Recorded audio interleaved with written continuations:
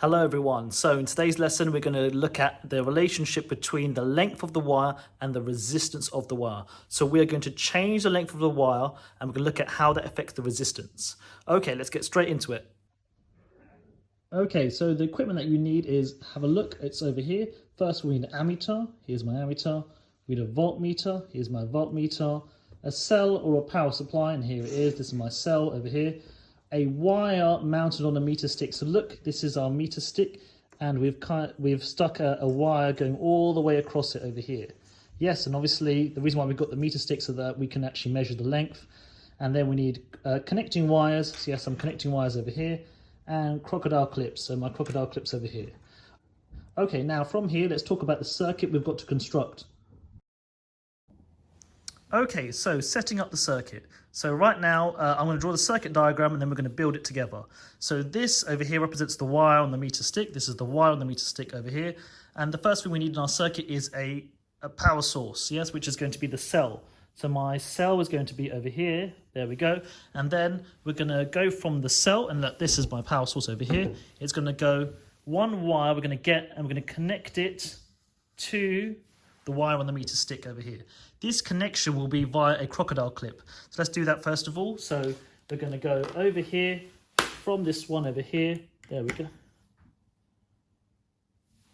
And then crocodile clipping it. There we go. Taking a crocodile clip and then sticking it over here. There we go. Fantastic stuff. Look, and it's a nice clean loop over here. The next thing we're going to do is we need an ammeter to measure the current. So this part of the wire, we're going to put another wire over here, connected to an ammeter. So we're getting another wire over here. Using a crocodile clip again for the connection. So look over here, this is going to be my other wire. There we go. So we've done this right now. And look, it's a nice clean connection. And don't forget, it goes into the ammeter. So here's my ammeter over here.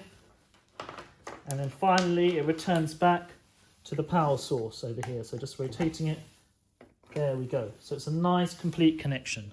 Right, so now we've got this. So look, it's going to go from the cell to the wire, travel through the wire, going through the ammeter. Oh, and I nearly forgot this wire over here, this connection. Now, we need to measure the voltage as well around the length of the wire. So we're going to put another connection around here. So here's my wire. We put the voltmeter around here. Just rubbing this off for a second. And look, the voltmeter is connected around the wire over here. So from here, right now, getting two more wires, connecting them. So putting the voltmeter, I'm just going to move this out of the way. The voltmeter will be placed around these bits. And look, they can be inserted into the crocodile clip. This connection over here. And let's take another wire for this voltmeter and put it around here. There we go. Right, turning it all on. Fantastic stuff. Okay, so now we can see we're getting readings and now it matches up to our picture. Yes, make sure you can spot that yourself. So don't forget, you're going to change the length of the wire. So we're going to change this length of the wire over here. You're changing the length of the wire over here.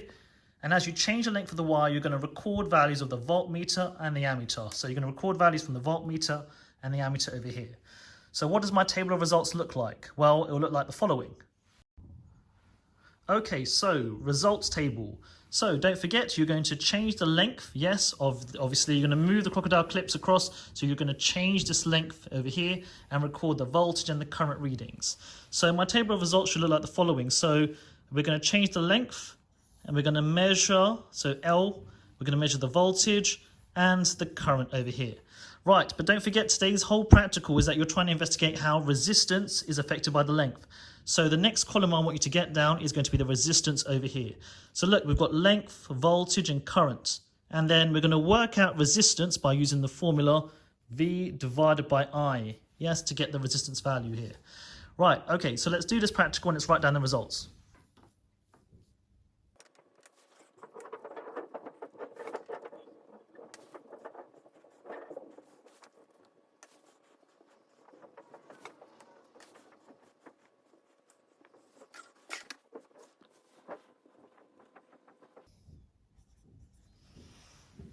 Okay, right, now from here we've got our results, then we're going to calculate the value of the resistance at each point using a calculator.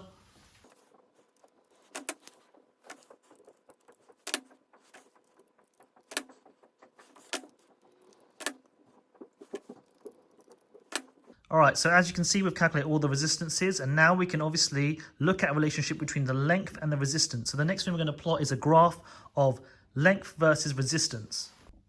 Okay, so I'm just being a bit lazy. I'm not going to plot the graph, but hopefully when you plot the graph of your resistance values versus length, obviously with change in length and measuring the resistance, we should get a straight line relationship. So this means that as the length of the wire increases, the resistance of the wire increases over here. So let's put that down as our relationship.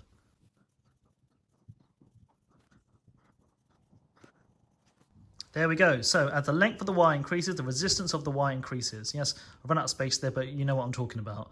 Okay, so don't forget we've got to talk about control variables throughout this investigation. And a control variable is the following. It is a variable that if you change it midway through the experiment, it would ruin your results. Yes, it would make your results invalid. So the main control variable in this investigation is the following. Good.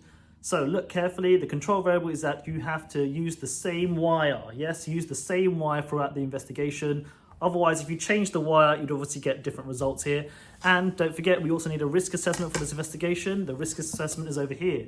The risk assessment is going to be, do not touch the wire as it will get hot throughout the investigation, so don't touch it. Next one, we're going to be turn off the power supply. So if you are using a power supply, you can turn off the power supply in between the readings to obviously reduce the wire heating up. And that's it, guys. So don't forget, you're looking at today the relationship between resistance versus length. We can hopefully see that as the length of the wire increases, the resistance increases, and now you know the practical and how to set it up. That's it, guys. Take care. Ciao, ciao, and goodbye.